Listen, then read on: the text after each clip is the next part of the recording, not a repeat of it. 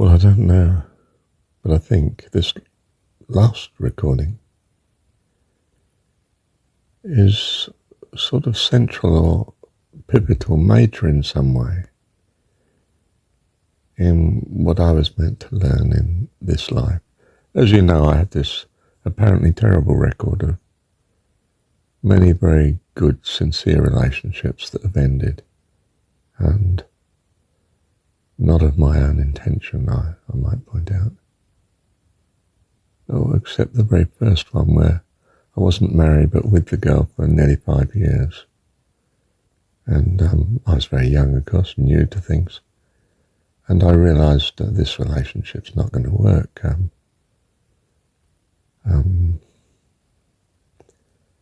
I have good intentions, but marriage between the two of us is just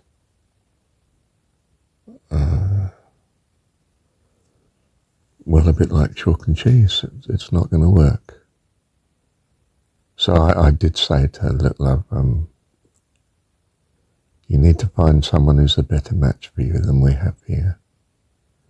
And we'll not part until you've found such, because I don't want to have you lonely or isolated or uncared for. But do look for someone who's earnestly more suitable to you, love, than me. And she did. After a while, a few months, she found this fella, and, you know, I too let it blossom because I knew what she needed in a sense. I mean, I was only a young man, not experienced, you understand. I don't mean I was endowed with great wisdom, but I did have this feeling of this was important. And eventually she did say, right, well, I'm going now. And I felt, well, this is good. At the same time, I felt the break was awful. I mean, in a personal, selfish way, I didn't like losing her.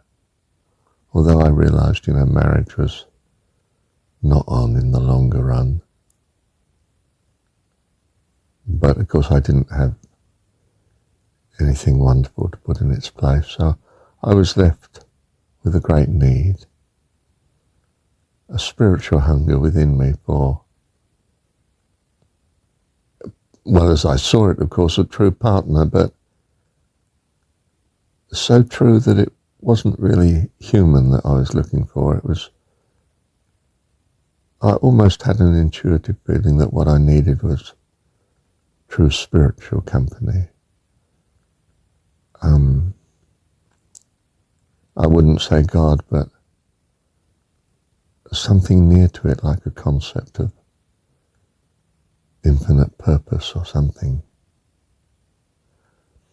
And at the end of the day, I would sit in a common room, or it was actually called a quiet room, in the economics department, would you believe? That doesn't sound very spiritual, does it? And nobody seemed to use this room except Marshall. And it actually didn't belong, so to speak, its use to the economics department in my university at Essex. It belonged to the chaplaincy, but it was in their department. And I was just sitting there at the end of the day, and I review the day quietly, thinking, you could say meditating, really. I was not following any guru or anything like that, but I was starting to read spiritual things, you know, an interest in Buddhism and an interest in Hinduism, and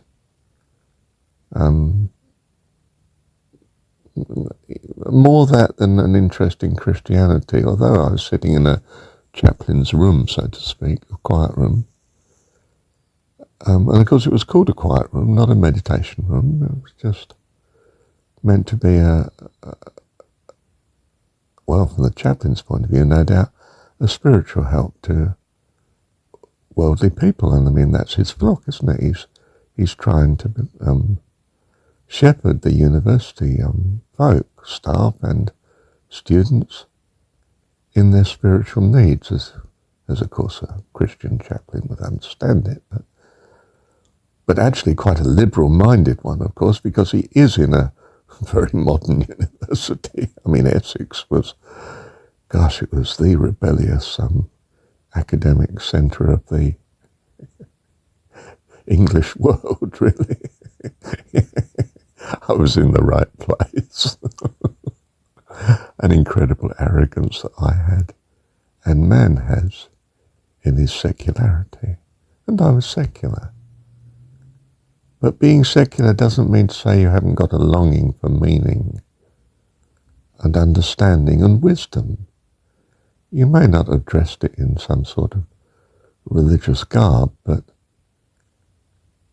your humanity can be majoring in your psyche and longing, really. It's hard to explain. You have a longing without knowing how to identify what it is. And I would, at the end of the day, spend, an hour or so reviewing the day, sort of gaining wisdom in a way. Not quite sure how else to explain it or view it, And of course, somewhere in this pattern of weeks and weeks, and I'm doing the masters, and I'm running into debt, and I'm thinking, I think I must quit this before I get too in debt, and I'm just going to do some job locally that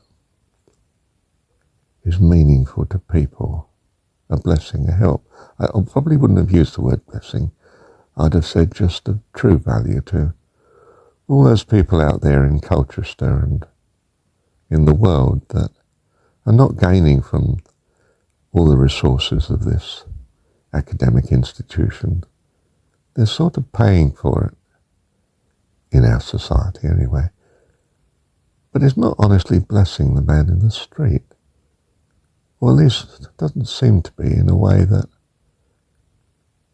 meets their obvious needs, and we should somehow be more of a blessing to them. And someone gave me Paramahansa Yogananda's book, Autobiography of a Yogi.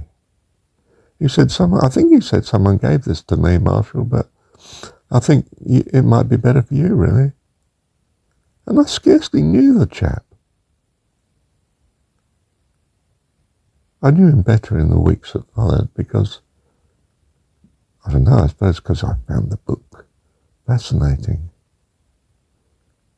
And, well, but that's the substance of my conversion, and I've covered that in other recordings. I won't go through it again here, but let me pause and see the beginning of this recording so I keep on track. Hang on. Yes, let me pick up here. This last recording, one before this one, is major in some way, like conversion. I've been puzzled in the last few days very strongly and quite much over the last few months, and so why? What is going on with these failed relationships I've had in my life? So good, such a blessing, all of them. I wouldn't do without any of them. But all transitory, all ending. And of course I came to the conclusion it's because I put the partner first and not God. And how does that link to the past recordings? Hang on. Yes, our true relationships with others should be as family members. And we might be, well, not able, but perhaps wanting to, without realizing it, practice this on earth, but really it's for the realms of heaven. Here on earth, our relationships exclude others. There's a sort of jealousy that goes on and has to go on here, perhaps on earth, in order that our children do have special benefit and feel specially loved and can grow to maturity even in terms of this world and societies that we live in. But in heaven the relationship is not like this. The constraints, the dimensions, the environment is different. We're not male and female, for instance. We're not thinking of physical love like what we refer to as mating or sex or something. We're thinking of true communion of spirit, of care and kindness. You know, the near-death experience is, whether the person's secular or religious, an overwhelming feeling of being loved and cared for. Whether it's personified as, you know, some person of God talking to them, or whether it's just an amazing feeling, or even the kindness of some relative who's been dead for some years, you know, like grandma or something, who was perhaps praying for you, you know, and she is your spiritual guide for the brief time that you have as a near-death experience. And that sort of thing seems very common. I won't say universal, because some poor souls seem to experience terrible things that give them the fear of hell, and pulverizes them when they come back to this physical realm, so to speak, into doing something about their life. You know, it's the short shock treatment that perhaps they need. But I mean, I really don't know. I don't mean I have a full explanation of the variety of near-death experiences. But much of them majors on this overwhelming experience of a loving environment that makes them no way wish to come back to the material world. They only come back for the sake of care of someone who they've had to leave here and whom they feel needs their help. And they come back, and hence we know of near-death experiences. That seems to be the presented pattern, put it that way. Now, I don't know how much I'm looking at reality here. I just know what I'm being presented with. And it's majorly affected, of course, by my selectivity. I mean, if someone in a near-death experience is on about their experience in hell, I at least flip further through the recording, jump, and possibly skip to some other recording. So I am selective, and my view is accordingly. You know, in that sense you may say it's not objective, but it's subjective. And of course I do believe at heart that everything is by necessity subjective, and so it should be. According to your personhood, you see reality as you see it, subjectively, and experience it accordingly, and learn, therefore, I hope and trust, by the grace of God, appropriately as well. Yes, so I wanted to say then that this last recording, I mean always hopefully this one as well, but the last recording has some measure of completion or success in my understanding of the major lesson, perhaps, of my little life, last 77 years. Simple, really, that we do need to put God first. No other relationship's going to really satisfy. And when it is satisfied, all other relationships come into right perspective. And we can be in fellowship and communion with all life, always. In other words, life eternal. And perhaps for all of us, but I feel at present for me,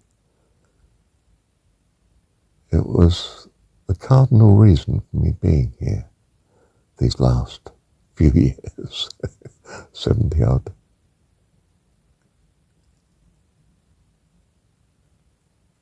So my review is actually in this world, in a way,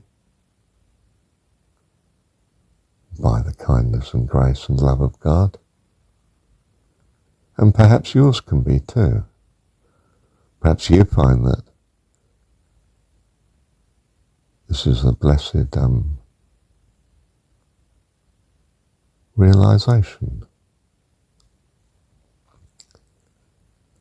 that to put God first, to love God with all your heart, soul, mind and strength, is the spiritual answer. It has to be your God, I think, as I've said, the personification of what you understand to be of great value. And a trust in such, and a priority of such in your life is the foundation you need. And it's in the Jesus story in the form of, if one has eyes to see, I think anyway, an obsession with God being your heavenly dad, Abba, heavenly Father, loving heavenly Father. And that this in fact contrasts actually greatly with the Old Testament, where God is, a thundering war god of the mountains, of battle and conquest of Canaan and frightening things, really. A God of fear. Fear the Lord thy God. And you can argue, well, they meant fear in a nicer way than we mean by fear. But, it's an unfortunate word in that case, isn't it? It's not the fear of God that is my foundation for eternity. It's the love of God. His love for us and our consequent love for him that is my joy and my peace and my hope. What's yours? What's yours, love? Bless you. Thank you, Heavenly Dad.